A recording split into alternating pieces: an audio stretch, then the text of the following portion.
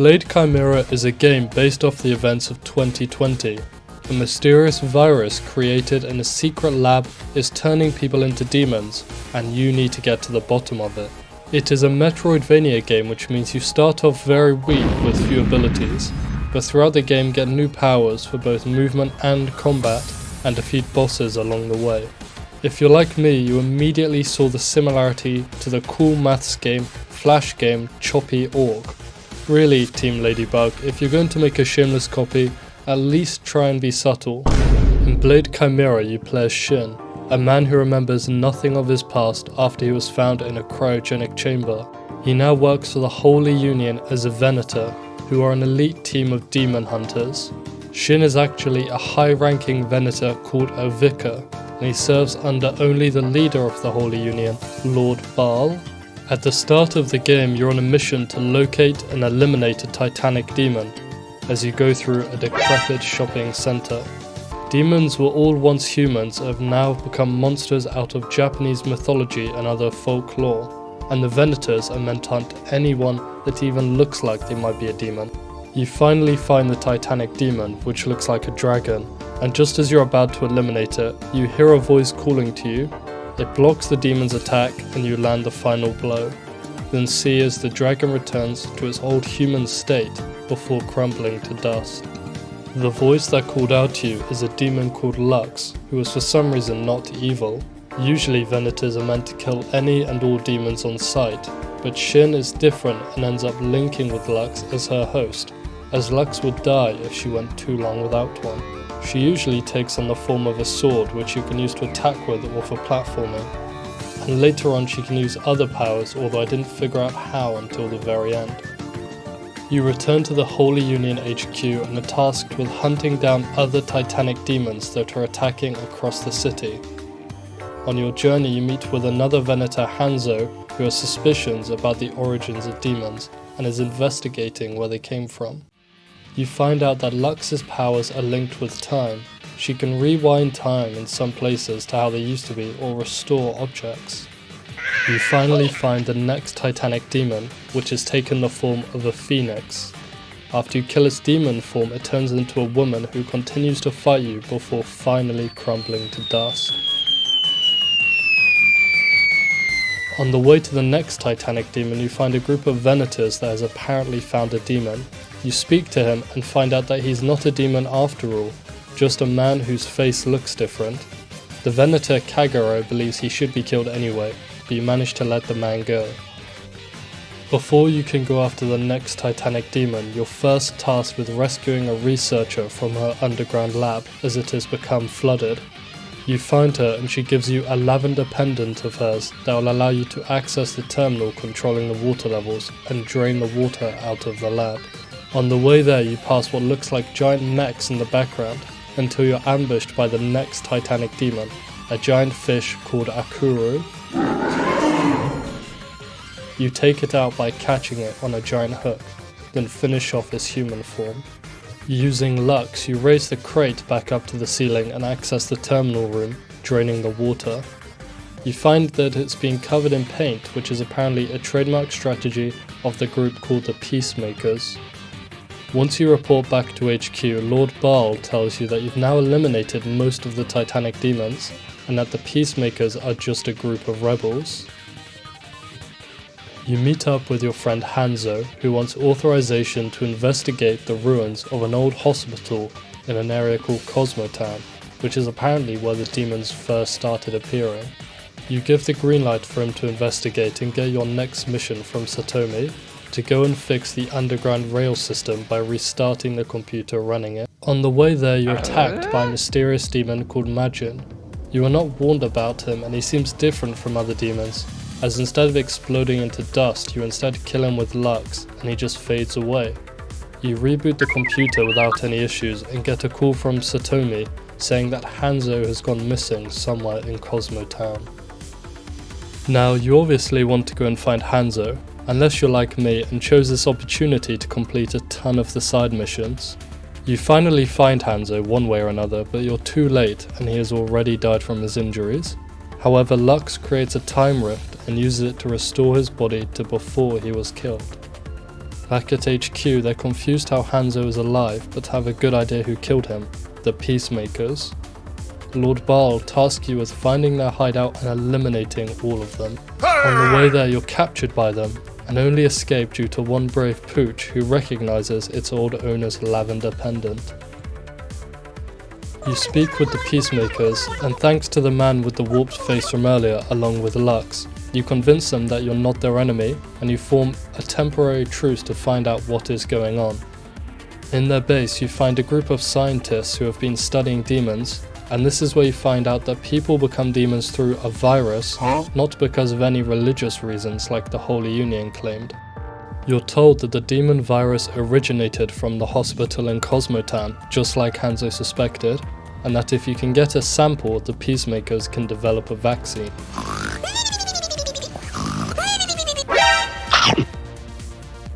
You go to make your way there via the subway when the train is attacked by a giant crocodile called the Leviathan. The Leviathan chases the train until you manage to eliminate it, then you fight its human form, which is that of a warrior. Once at the ruined hospital, you find the cryo room where the source of the virus can be found. You also learn that this is where Shin was frozen in stasis for 30 years before losing his memories. You take the virus sample back to the Peacemakers where they study it, and they task you with destroying the sample so that it can't create any more demons. For this, you'll have to travel to the incinerator in the recycling center. Before you can incinerate the virus, however, you're attacked by a titanic demon called Baifu, who unlike the others starts in a human form, then once eliminated, turns into a giant white tiger. You manage to defeat it, but in the battle the vial containing the demon virus broke and you begin to turn into a demon.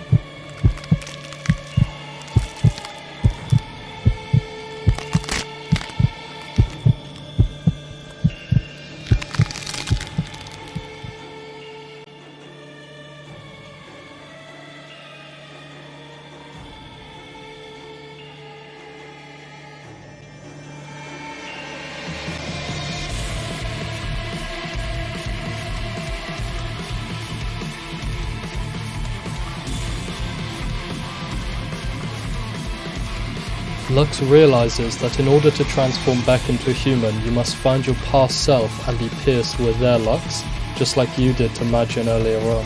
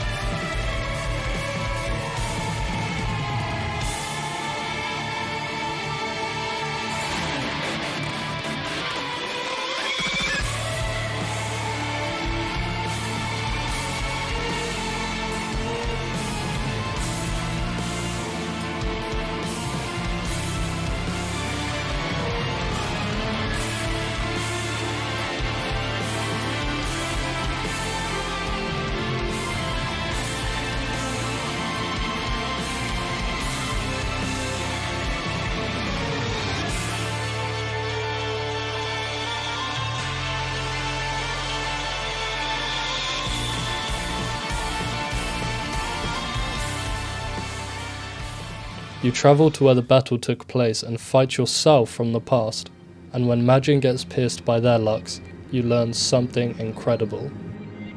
In the world of Blade Chimera, there are multiple universes of the same events happening, and in one of them Lux was so heartbroken by Shin becoming a demon that she developed the ability to travel between these universes and manipulate time. From here I'll call her the Super Lux. So in the game, when Shin pierces Majin with Lux, that Shin inherits Super Lux, who has the power to heal Majin, and the Majin receives the Lux of that universe. The Majin turns back into normal in the present thanks to the abilities of Super Lux, and then she goes to another universe where another Shin has just pierced Majin. Sorry for the long explanation, but it's quite important to the story. Once you wake up from all that craziness, you're told that Victor from the Peacemakers has gone missing and that they want you to find him. You find a time rift of where Victor was and can hear him talking to someone on the phone about a failed assassination. The Peacemakers manage to track where the other person on the phone was and find out they were in the Holy Union HQ. You go to where the other half of the phone call took place and find out that it was Lord Baal speaking to Victor about assassinating Hanzo due to him investigating the hospital ruins. In Lord Baal's office you find documents about a new medicine they were trying on dogs near to when the demon virus started. You go back to the hospital ruins and using Lux's power can see CCTV footage that was removed. Here you find out that Shin used to work with a scientist called Fumiyaki Baba who tried the experimental medicine on humans before it was fully tested and created the first demons. As well as the patients, Shin's wife Hotaru was also infected. Finally, you see Fumiyaki trap Shin inside the cryogenic chamber where he would remain for 30 years, and that Fumiyaki is Archpriest Lord Baal. Victor calls you to try and persuade you to team up with him to take down Baal, but you refuse. However, Victor has kidnapped Satomi and so now you have to find him to rescue her. You manage to best him in combat, but he tries to kill Satomi anyway. However, in the last second, Hanzo appears and finishes off Victor, saving Satomi in the process. Now all there's left to do is confront Baal. In one of those giant mechs you saw being made earlier, he dispenses the demon virus to try and infect you, although it doesn't work after the whole ordeal from earlier with Majin and the time-travelling Lux. Once the mech is destroyed, Baal falls out and inhales the demon virus, turning into a powerful demon.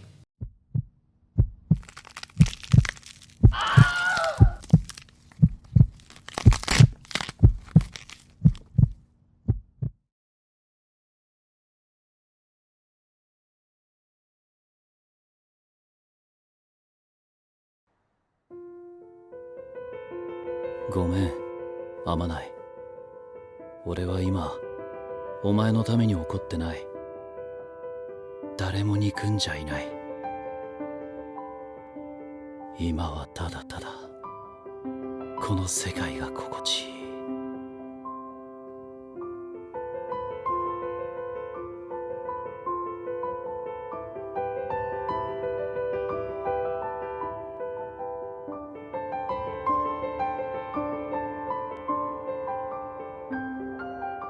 天上天下、唯我独尊。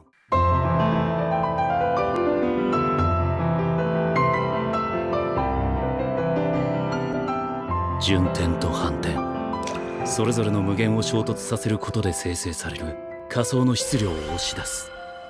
挙式、紫。Despite Baal becoming the Honoured One, you manage to defeat his demon form, and with a final hit of 420 damage, Archpriest Lord Baal is defeated.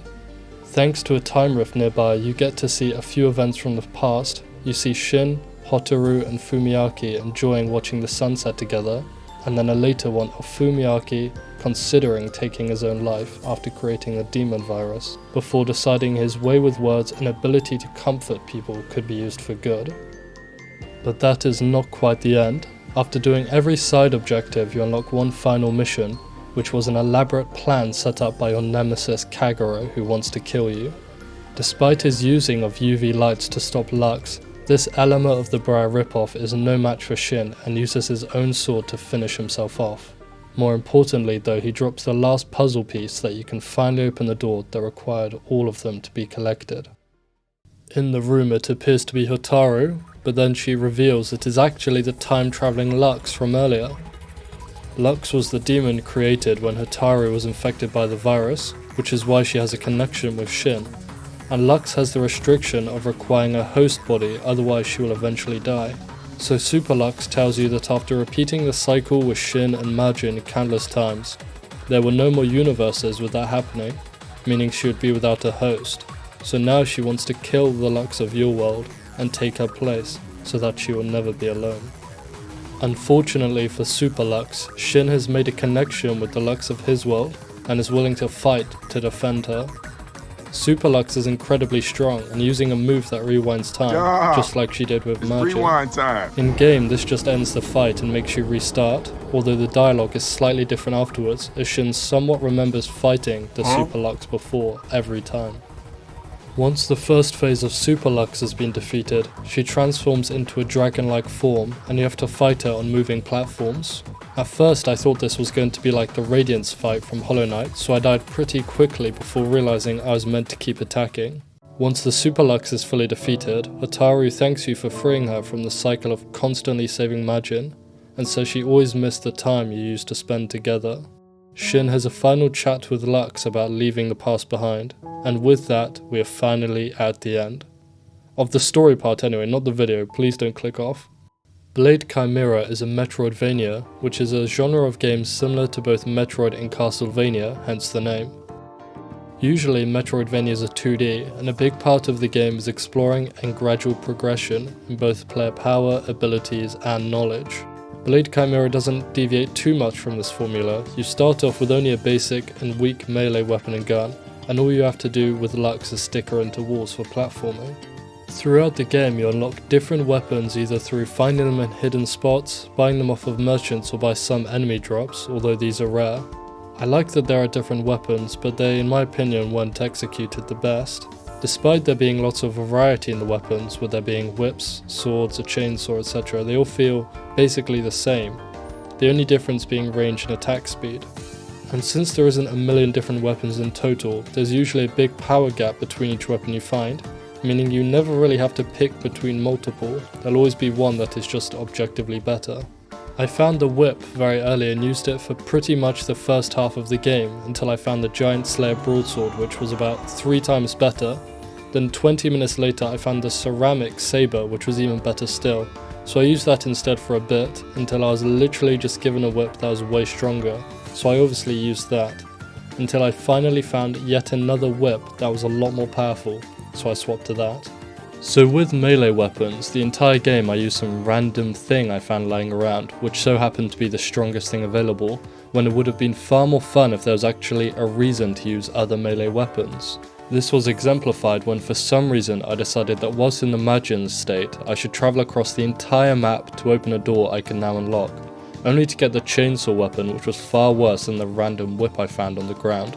And I grinded a ton of side missions early, expecting there to be really strong but expensive weapons in the shop, only to find out the best stuff I would just find lying around anyway. With ranged weapons it was a little better, as they usually have one fully auto and one single shotgun of a similar power, and the underwater gun just for shooting kappas basically, but aside from that they're pretty much the same. Why would I use the grenade launcher or shurikens when the grey scar I bought from the merchant was twice as strong? I eventually got an even stronger gun from a drop, which for me happened basically at the end of the game, but if I had gotten it earlier it would have been incredibly overpowered. With magic I feel like I can't really give an opinion as to how good different spells are. I took care to kill a ton of enemies and easily reached max level by the end. Yet for some reason my interest in the new spell I just bought in the skill tree was not enough to make me go into settings and see the spell keybind. I played on controller, so it's RB, a button I pressed a few times at the start of the game to see what it did, which was nothing, and didn't bother trying it again until literally the final boss, where I realised using a certain spell was mandatory to counter Super Lux's let's run that back move. I admit with magic that was my fault. When I played Hollow Knight I don't think I looked twice at spells until at least my 3rd playthrough, so that's not on the game. I think Blade Chimera should have done one of 2 things with its weapons. Either make it so you only get one melee weapon and one gun, but they can be upgraded throughout the game and you unlock new skills with them in the skill tree. Or make it so there's always at least 2 or 3 different viable weapons always available, so you have to choose between slow and high damage, quick and less damage, etc. With guns that'd be super easy, just make an AR, sniper and shotgun, chuck in a few fancy ones like an RPG or bow and you're set. Saying all of that about the lack of weapon choice, the combat is incredibly fun regardless. Enemy movesets are usually very fun to dodge, and they seem to make the AI so that the enemies don't just walk into you like you often see in other games. It's fun using the gun and melee together, and the dynamic of Lux attacks healing you and regular attacks generating energy is cool and something I wish they expanded more on. The dodge is pretty good, although I didn't use it in combat all that much against normal enemies, and the air dodge will be discussed at a later date. There are also tons of different enemies, all with interesting designs and different moves, and all with their own drop. In my opinion, Blade Chimera does normal enemies better than maybe any other Metroidvania I've ever played. Some standout enemies include the Nurikabe for being basically a thwomp from Mario, Shenlong for just looking awesome and having a cool attack, and the Ono's Skilus for having a nice design. In this game, pogoing enemies is so incredibly strong that it makes any other strategy not even worth considering. You get to dodge most attacks and attack super quickly, all for just holding down on the left stick and spamming attack. This strategy is especially effective against bosses. The game has 10 main bosses. I'll cover each one and put them in a tier list so you can easily see my thoughts on them. First is the dragon you fight at the very start of the game. This one is obviously incredibly easy and only has a few attacks, but is still pretty fun and is a good opening boss. Would be cool if it had an actual phase outside though and you didn't just attack its head. B tier. Second is the Phoenix. Its first phase is pretty fun and is cool when it uses the clock hand from the background to damage the ground. But aside from that, nearly all of its attacks are either just a ton of projectiles or ones where you have to go into the gaps in the ground to dodge. This is similar in phase 2, although the attacks are still mostly fun to dodge. B tier. Akuru is next, and I really didn't like this one. In phase 1, most of the time the boss is underwater, and one attack she does where she tilts the crate feels weird to dodge and is way too punishing if you get hit. I didn't find the wetsuit until the end game, so the water controls were awful, and the crabs were just annoying.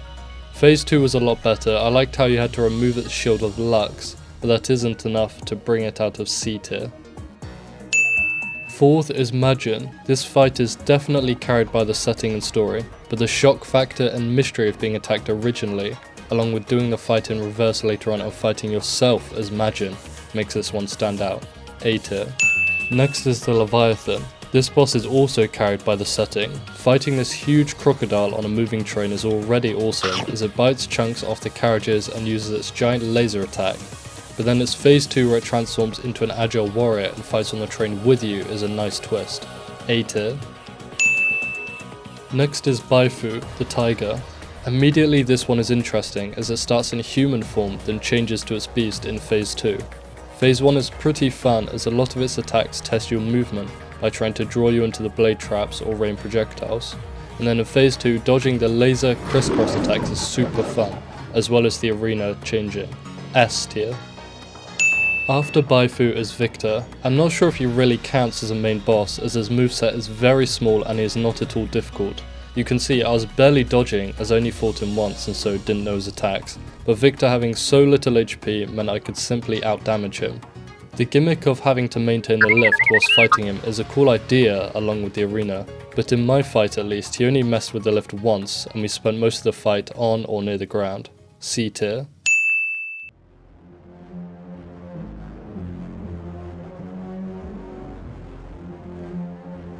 Lord Baal is next, and this fight is great. From the very start of the game I wondered what this fight would be like, and both of Baal's phases as well as the story in the fight are great. When he's in his mech he has quite a few moves and the UV lights on top of the hands prevent pogoing a bit, although the body doesn't have such defenses. In phase 2, when his own demon virus affects him, the fight changes completely and he gets a range of projectile attacks, including the hollow purple, although his HP is maybe a little low for him to be a threat. The third phase is sort of fun too, although maybe if there's some danger during it, it would be more fun. Definitely S tier. I wish this was the final boss, but unfortunately there is also the last boss, Super Lux, or Time Traveling Lux, or whatever you want to call her. This fight in the story is really cool, adds to the crazy plot point from earlier with the two Luxes and different universes, which was a surprise. But the fight mechanics itself leave a lot to be desired. In phase 1 she has an incredibly repetitive pattern, and her attacks are only a threat at all because they do most of your health bar as damage each hit. The scythe attacks are the only good ones as they allow a mix of dodging and attacking, whilst the others can either just be dodged by pogoing or just have to be dodged the entire time. The rewind time attack is also just can't be stopped unless you use a certain spell, at least not by me. Meant I had to figure out the spell button, but it's just not fun to go against as all you have to do is press RB when she summons the time balls. or just lose if you hadn't figured that out yet like I did. Phase 2 is worse as she only has a single attack, that being creating these ships that fly towards you. These sound good but can spawn right on top of you and give you no time to react. If they always spawned above her or something, it would feel more fair. Phase 3, to be honest, I have little to say about. I only got this far a few times, and on the winning attempt I just cheesed it by using a ton of consumable items that granted me invincibility. When I saw the timer in the middle, I thought I actually had to survive for 100 seconds, and I couldn't be bothered to get good. In reality, it's nowhere near 100 seconds, but I didn't know that at the time. Mechanics wise, awful fight, but the story behind it and presentation makes up for it a bit. B tier. The world of Blade Chimera is frankly amazing. There are 3 main separate maps, each with a few different areas inside. From the sterile underground lab to the dilapidated shopping centre, the lofty Phoenix Gardens to the cramped recycling centre. Each area is interesting and unique. The pixel art is beautiful and the background often makes me wish I could explore further than just the 2D plane. Not to mention the music, which is lovely to listen to. At the end of the video I'll show some of my favourite areas. The world also has a surprising amount of depth and is more than just the map the game takes place in. There are a ton of side missions, a lot of them are simply killing a certain number of demons in a certain place, but a lot of them are mini stories, like where you have to get a demon child's ball from a high spot, defeat mini bosses, and even stop a man from doing the truly demonic act of selling alcohol over 2% strength. There's also some nice little details, like how the Leviathan is foreshadowed beforehand, along with seeing Baal's mech in the underground lab.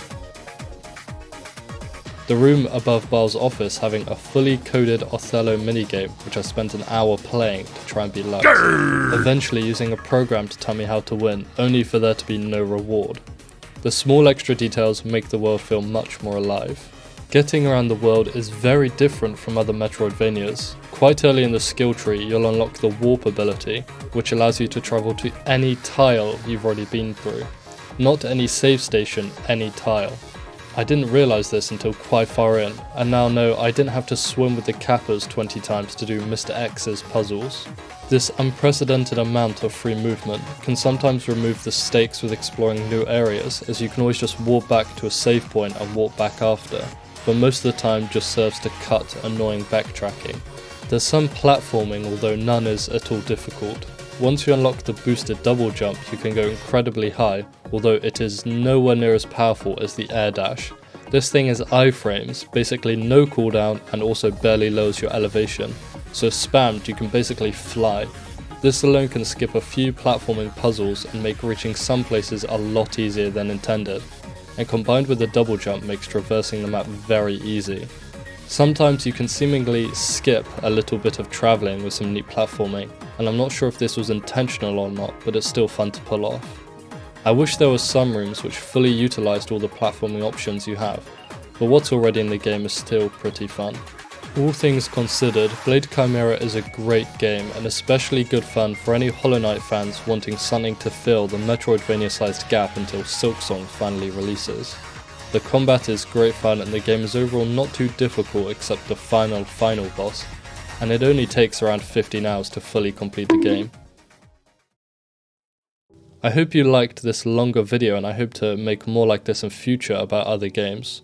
Make sure to like and subscribe, and thank you for watching.